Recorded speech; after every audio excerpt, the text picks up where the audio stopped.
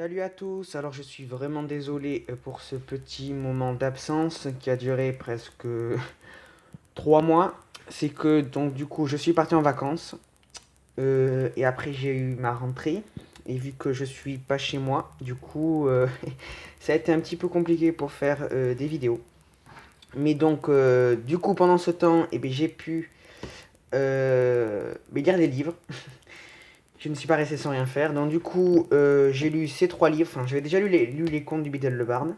Mais du coup, je m'étais acheté pour mon anniversaire les 3 exemplaires qui sont sortis, je crois en juillet, si je ne me trompe pas, ou en juin.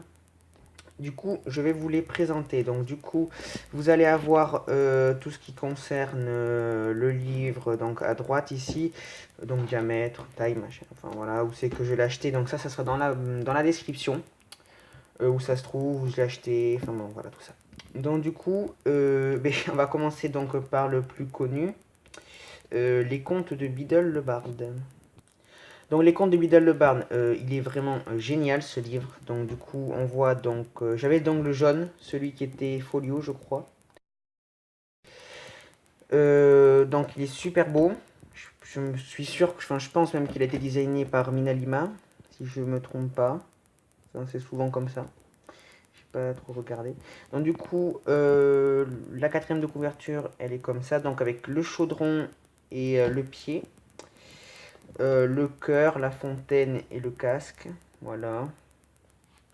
Donc je vais pas tout vous lire derrière, hein. Donc il y a marqué, enfin, en tout ça a été traduit par Hermione Granger et commenté par Albus Dumbledore.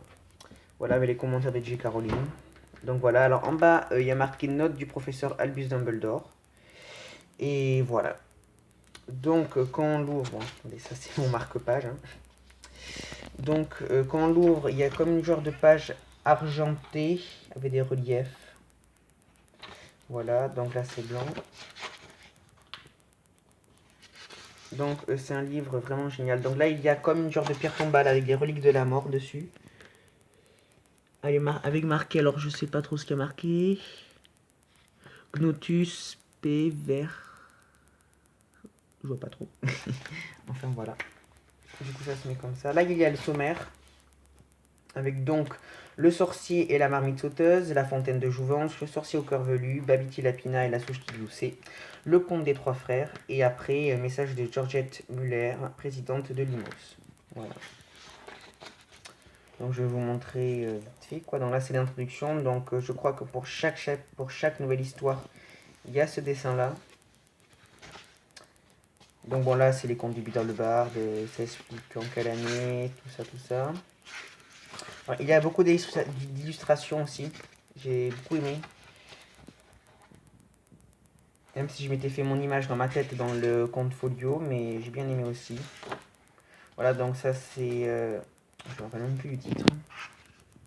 Ça c'est le premier... Voilà, le sorcier et la marmite sauteuse, pardon. Voilà, le sorcier et la marmite sauteuse. Donc voilà, pour chaque titre, comme ça, c'est avec cette image-là. Donc je vais pas non plus tout vous montrer, je vous montre juste un peu le livre. Donc toutes les histoires m'ont bien plu, hein. Voilà, Babiti les lapinards. Ça c'est le sorcier au cœur velu, je crois. Oui, c'est ça.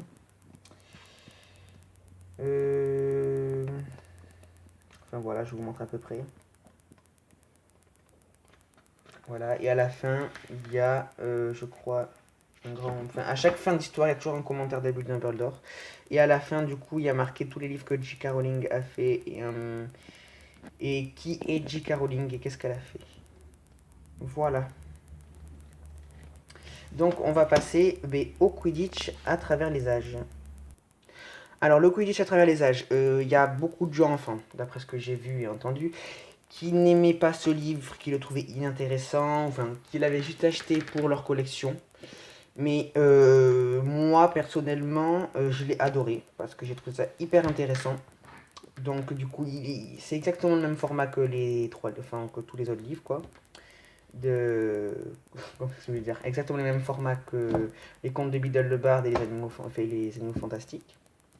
Du coup, c'est comme ça. Donc, du coup, c'est par Kenny Worthy. Oui. Wisp. Je sais pas comment ça se dit. Voilà, donc. c'est comme ça. Donc là, ça explique réellement tout. Réellement tout. Alors ça, j'ai adoré parce que je m'y attendais pas du tout.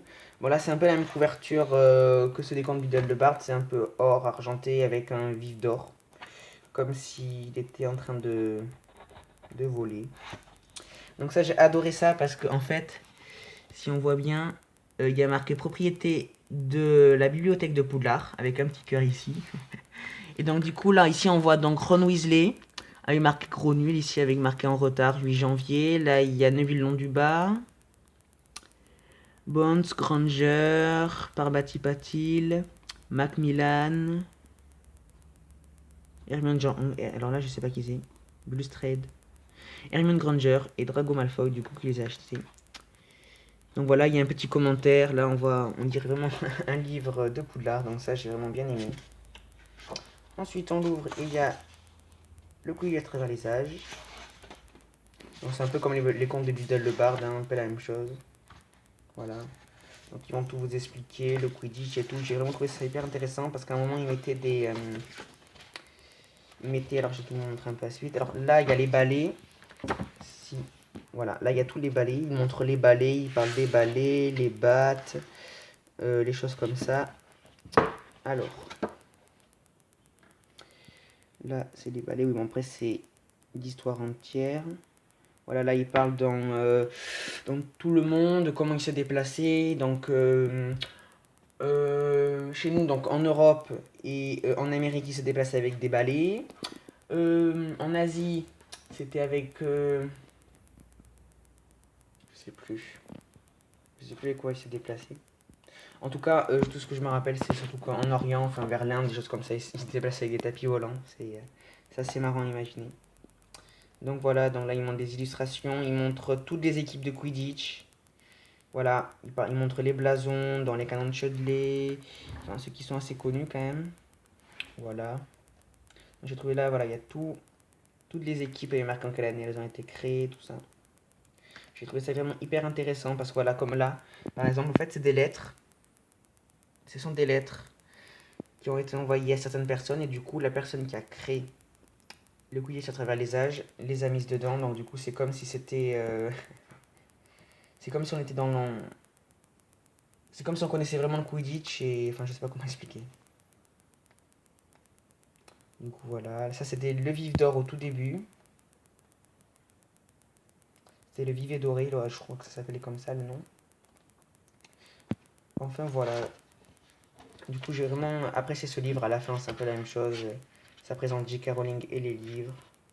Enfin, voilà, j'ai vraiment adoré ce livre. Je l'ai lu en une journée. Même pas une journée. Je l'ai lu en 2 heures. Enfin, voilà. Et on va passer maintenant aux animaux fantastiques. Donc voilà, donc c'est les animaux fantastiques, vie et habitat. Donc il y a marqué 6 nouvelles créatures, une préface éditée par J.K. Rowling. Voilà, donc par Norbert Dragonon. Donc c'est un peu la même chose, on l'ouvre. Alors là c'est une couverture argentée. On voit pas trop, si on voit un peu. Le livre est orange, mais ça donne rose un peu là, l'image. Donc voilà, là c'est bronze, c'est couleur bronze sur ce côté. Voilà, donc c'est un peu la même chose que tous les autres livres. J'ai vraiment bien aimé ce livre parce que ça parlait... À des moments c'était un peu ennuyant à certains moments, je me rappelle, mais j'ai bien aimé. Du coup voilà, là c'est une super illustration pareil. S'il veut bien me faire, voilà, la mise au point, non, oui, voilà. Et il y a marqué à ne publier que dans la version sorcier. Voilà. Donc là ça parle de tout. Les animaux fantastiques.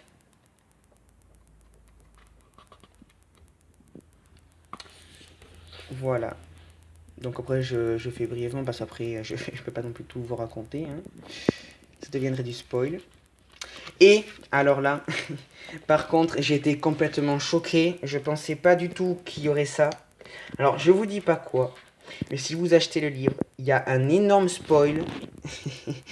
Un énorme spoil. Parce que moi ce que j'aime bien c'est lire la fin du livre. Parce que je suis encore dedans. Et à un moment, j'ai lu. J'étais complètement choqué parce que je ne m'y attendais pas. Et il y a un énorme spoil. Donc du coup là il parle de Norbert Dragono entièrement. De tous ces noms, enfin tous ces deuxièmes noms et tout. Et à la fin, je vous recule un peu, il y a marqué qui Norbert Dragono épouse, et donc il donne les noms de leurs enfants, des enfants de Norbert Dragono et donc de sa compagne, donc je vais pas vous dire. Mais faut regarder à cet âge-là, mais c'est un énorme spoil. Bon, je m'y attendais, mais pas non plus quoi. Du coup, je sais très bien, enfin, je me doute comment ça va se finir un peu. Donc du coup, voilà. Eh bien, j'espère que cette vidéo vous a plu. Si elle vous a plu, mettez un pouce bleu. Si elle vous a pas plu, mettez un pouce rouge. Et si vous voulez me dire qu'est-ce qu'il faut que je fasse, qu'est-ce que vous voulez que je fasse et ce qu'il faut que... Comment expliquer? Oui, ce qu'il faut que je refasse, vous pouvez tout me marquer en commentaire parce que bon, c'est mes débuts de vidéo, du coup je sais pas trop comment m'y prendre, donc voilà. Mais alors, donc la prochaine vidéo, ça sera les animaux fantastiques, le script que j'ai lu aussi pendant les vacances, qui est génial. Donc la prochaine vidéo, ça sera ça. Allez, ciao!